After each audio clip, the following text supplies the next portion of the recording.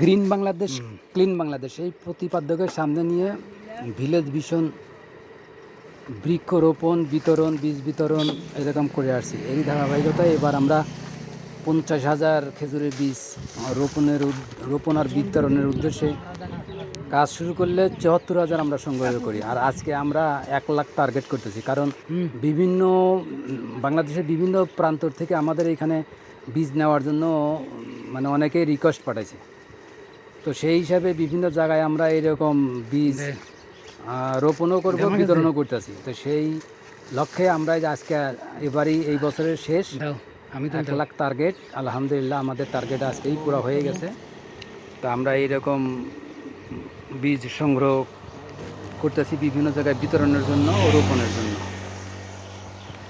এই খেজুরের বীজ সংগ্রহ করার সময় অনেক পথচারী, রিক্সাওয়ালারা, হোন্ডাওয়ালারা, ট্রাকওয়ালারা, সিএনজিওয়ালারা আমাদের কাছ থেকে এইরকম বীজ নিয়ে যায় বাচ্চা পোলাপানে খাওয়ানোর জন্য। তো তাদেরকে আমরা একটা শর্ত দিই যে আপনারা নিয়ে যান, কিন্তু খাওয়ার পরে যে বীজগুলি হবে সেগুলি আপনার এলাকায় আশেপাশে এটা রোপণ করে দিবেন।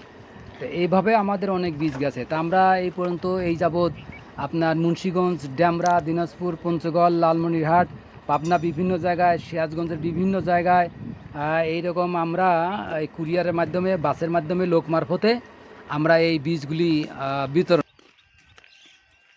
এটা নিয়ে বাচ্চাদের খাওয়াবো আর হচ্ছে বিচিগুলো ফেলে দেবো। বাচ্চাদের খাওয়াবেন, তারপরে বিচিগুলি ফেলে দেবো। হ্যাঁ, গাছ হওয়ার ধন্যবাদ। হ্যাঁ,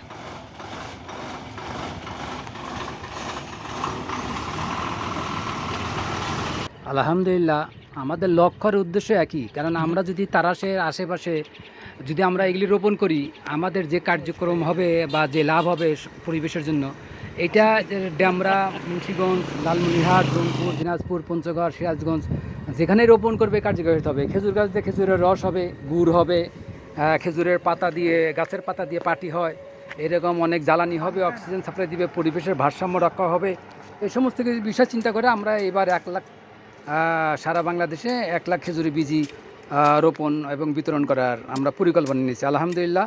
তো মোটামুটি আমাদের কার্যক্রম শেষ, এখন বিতরণের পালা, বিতরণও চলছে ইনশাল্লাহ আপনাদের দোয়ায়। তা আপনারা সাথেই থাকবেন, পাশেই থাকবেন, ভিলেজ ভিশনকে বিভিন্নভাবে সহযোগিতা করবেন, তাহলে আমরা এই যে বৃক্ষরোপণ, বৃক্ষ বিতরণ অভিযান সাকসেস করতে পারবো, আমাদের সফল হবে।